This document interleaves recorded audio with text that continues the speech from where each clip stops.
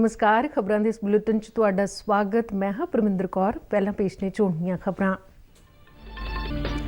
राष्ट्रपति रामनाथ कोविंद ने प्रधानमंत्री नरेंद्र मोदी नाल राष्ट्रपति भवन च मुलाकात दौरान उन्हां दी सुरक्षा च होई अणगहली ते चिंता प्रगटाई।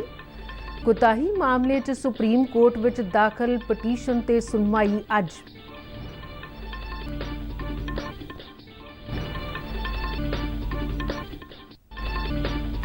प्रधानमंत्री की सुरक्षा च कोताही की जांच लई केंद्र सरकार ने 3 मैंबरी कमेटी गठित की।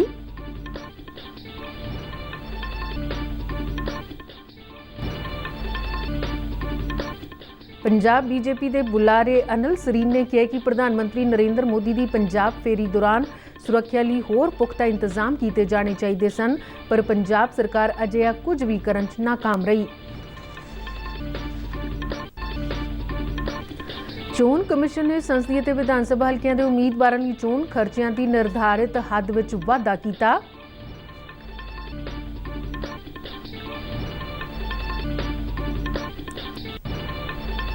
जम्मू कश्मीर के बडगाम खेतर विच सुरक्षा दस्तिਆਂ ने मुकाबले दौरान 3 अतवादी ढेर कीते।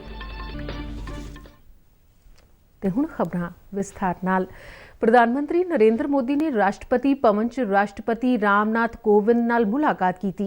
इस दौरान राष्ट्रपति ने पंजाब च प्रधानमंत्री के काफले च हुई सुरक्षा संबंधी कोताही बारे उन्हां तो जमीनी जानकारी हासिल की। राष्ट्रपति कोविंद ने इस कोताही नूं बेहद गंभीर दसदिआं इस ते चिंता जाहिर की। उप राष्ट्रपति एम वेंकैया नायडू ने प्रधानमंत्री नरेंद्र मोदी की पंजाब यात्रा दौरान उन्हां दी सुरक्षा नूं लैके हुई गंभीर कोताही बारे प्रधानमंत्री नरेंद्र मोदी नाल गलबात की। इधर इस कोताही के संबंध में सीनियर वकील मनिंदर सिंह वालों सुप्रीम कोर्ट में दाखिल एक पटीशन ते सुनवाई अज होगी। इस दौरान bar council of Punjab and Haryana high court के चेयरमैन मंदरजीत यादव ने हाईकोर्ट के चीफ जस्टिस नूं एक खत लिखे जिस प्रोटोकॉल ते सुरक्षा संबंधी अणगहलियां दा सूओ मोटो नोटिस लैके मामले की जांच लई एक जांच कमिशन गठित करने का सुझाव दिता गया। केंद्रीय गृह मंत्रालय ने प्रधानमंत्री की पंजाब फेरी दौरान सुरक्षा संबंधी गंभीर खामियां की जांच लई 3 मैंबरी पैनल बनाया है। इस पैनल की अगवाई केंद्रीय सकत्रेत विच सुरक्षा बारे सकत्तर सुधीर कुमार सक्सेना करनगे। इस पैनल विच IB के ज्वाइंट सकत्तर बलबीर अते स्पैशल प्रोटैक्शन ग्रुप के IG S सुरेश नूं भी शामिल किया गया।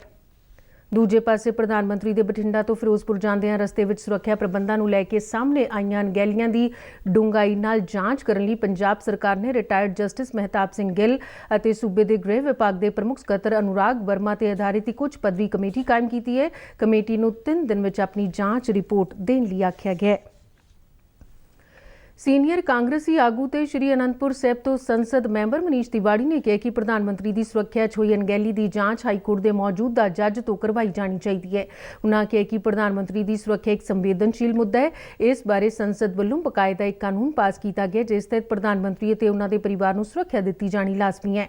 उन्होंने कहा कि जे सुरक्षा च कोई कमी हुई है तो हाईकोर्ट के मौजूदा जज तो इस जांच करवा के इसलिए जिम्मेवार लोगों खिलाफ सख्त कार्रवाई होनी चाहिए है। उधर श्रोमणी अकाली दल के सीनियर आगू प्रकाश सिंह बादल ने कहा कि प्रधानमंत्री को सुरक्षा प्रदान करना सूबा सरकार का फर्ज होंदा है और प्रधानमंत्री के काम च कोई रुकावट नहीं पाई जानी चाहिए।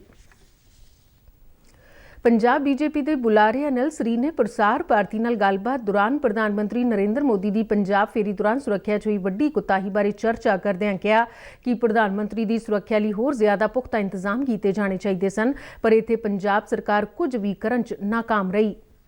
पंजाब की जो सबसे बड़ी कोर्ट लुधियाना कोर्ट, उसमें अभी थोड़े दिन पहले ही एक बॉम्ब ब्लास्ट हुआ। ये तो प्रभु का शुक्र है कि उस दिन वकील साहिबान की भी हड़ताल थी और क्लरिकल स्टाफ की भी हड़ताल थी, जिसका कारण कोर्ट काम नहीं कर रहे थे। अगर कोर्ट काम कर रहे होते तो ये जो नुकसान हुआ उस दिन बहुत बड़ा नुकसान हो सकता था। और अभी टिफिन बम्स जो है अक्सर पंजाब में मिल रहे हैं, सीमा पार से हथियार आ रहे हैं, ड्रोन के माध्यम से आ रहे हैं, ड्रग्स आ रही है।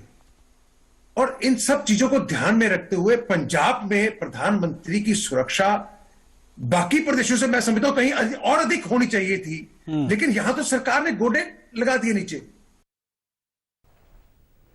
ਉਨ੍ਹਾਂ ਕਿਹਾ ਕਿ ਪ੍ਰਧਾਨ ਮੰਤਰੀ ਦੀ ਸੁਰੱਖਿਆ ਪ੍ਰਤੀ ਵੱਡੀ ਗਲਤੀ ਤੋਂ ਪੰਜਾਬ ਦੀ ਜਨਤਾ ਕਾਫੀ ਨਾਰਾਜ਼ ਹੈ। ਉਨ੍ਹਾਂ ਕਿਹਾ ਕਿ ਪ੍ਰਧਾਨ ਮੰਤਰੀ ਦੀ ਸੁਰੱਖਿਆ 'ਚ ਹੋਈ ਇਸ ਕੁਤਾਹੀ ਦੀ ਘਟਨਾ ਦਾ ਲੋਕਾਂ ਦੇ ਮਨਾਂ ਤੇ ਡੂੰਘਾ ਅਸਰ ਪਿਆ ਤੇ ਆਮ ਜਨਤਾ ਇਹ ਮਹਿਸੂਸ ਕਰ ਰਹੀ ਹੈ ਕਿ ਸੂਬਾ ਸਰਕਾਰ ਆਪਣੀ ਜ਼ਿੰਮੇਵਾਰੀ ਨੂੰ ਨਿਭਾਉਣ 'ਚ ਪੂਰੀ तरह नाल नाकाम रही है। ऐसी कोई इशू हो गया था कि प्रोटेस्टर्स बैठे हुए थे, आपको जानकारी मिल गई कि प्रोटेस्टर बैठे हैं, आप उठाने में नाकामयाब रहे, एक मिनट ये भी समझ लें कि आपने उठाने का प्रयास किया होगा, आप सफल नहीं हो पाए, तो भैया उसको 20, 25, 50 किलोमीटर पहले आप प्रधानमंत्री को रोक दे।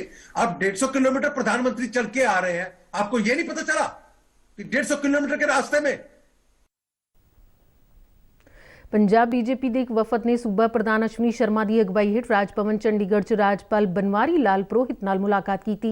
वफद ने प्रधानमंत्री नरेंद्र मोदी की पंजाब फेरी दौरान सुरक्षा च हुई वड्डी कुताही समेत सूबे च बिगड़ चुकी अमन कानून की स्थिति वल राज्यपाल का ध्यान दिवाया। वफद मैंबरां ने राज्यपाल तो सूबे के गृह मंत्री और पुलिस मुखी नूं बर्खास्त करने की मांग की ते दोषियों लई सख्त सज़ा यकीनी बनाउण की अपील की।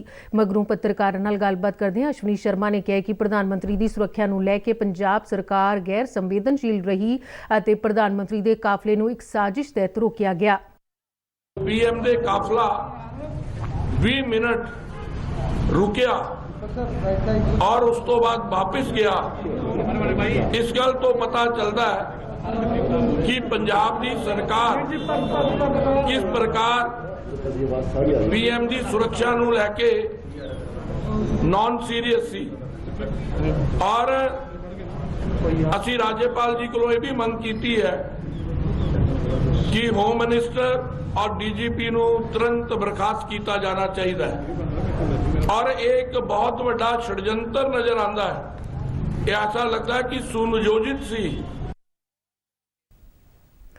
अश्विनी शर्मा ने कहा कि प्रधानमंत्री के सड़क राही फिरोजपुर आने की सूचना किस वलों लीक की गई, इसकी भी जांच होनी चाहिए है।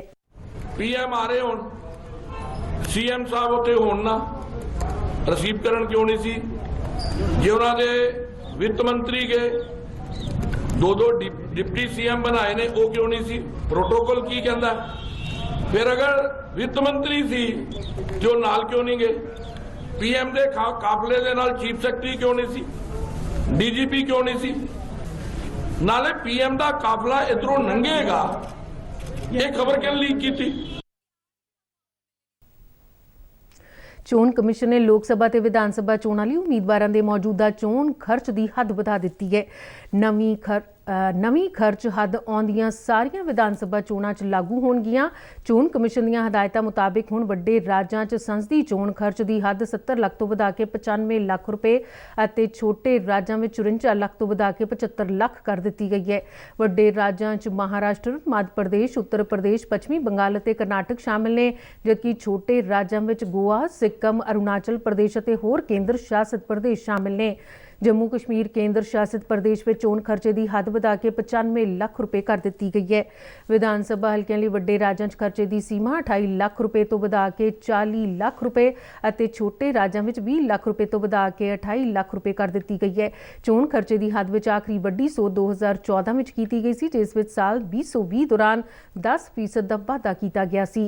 ਚੋਣ ਕਮਿਸ਼ਨ ਨੇ ਅਸਲੀ ਲਾਗਤ ਤੇ ਹੋਰਨਾਂ ਮੁੱਦਿਆਂ ਦਾ ਅਧਿਐਨ ਕਰਨਾ ਤੇ ਢੁਕਵੀਆਂ ਸਿਫਾਰਸ਼ਾਂ ਕਰਨ ਲਈ ਇੱਕ ਕਮੇਟੀ ਬਣਾਈ ਸੀ, जिस वल्लों अजिहियां सिफारशां कीतियां गईयां ने।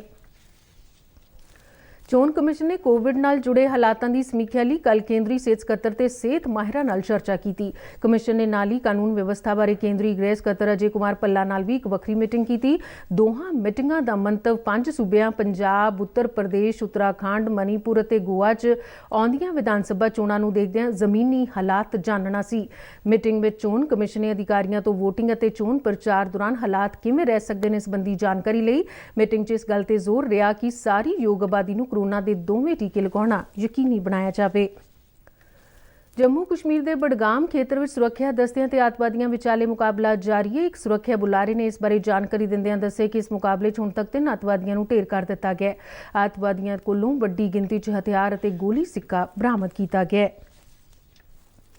ਕੇਂਦਰੀ ਖੇਤੀਬਾੜੀ ਅਤੇ ਕਿਸਾਨ ਭਲਾਈ ਮੰਤਰੀ ਨਰਿੰਦਰ ਸਿੰਘ ਤੋਮਰ ਨੇ ਕਿਹਾ ਕਿ ਸਰਕਾਰ ਉੱਤਰ ਪੂਰਬੀ ਖੇਤਰ ਦੇ ਕਿਸਾਨਾਂ ਦੀ ਆਮਦਨ ਦੁੱਗਣੀ ਕਰਨ ਨੂੰ ਯਕੀਨੀ ਬਣਾਉਣ ਲਈ ਸਭ ਕੁਝ ਕਰੇਗੀ।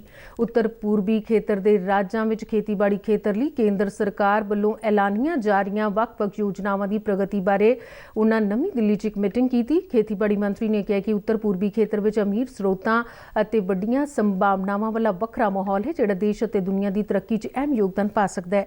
ਨਰਿੰਦਰ ਸਿੰਘ ਤੋਮਰ ਨੇ ਕਿਹਾ ਕਿ ਖੇਤੀਬਾੜੀ ਅਤੇ ਸੈਰ ਸਪਾਟੇ ਦੇ ਖੇਤਰ ਵਿੱਚ ਰੁਜ਼ਗਾਰ ਪੈਦਾ ਕਰਨ ਦੀ ਵੱਡੀ ਸੰਭਾਵਨਾ ਹੈ।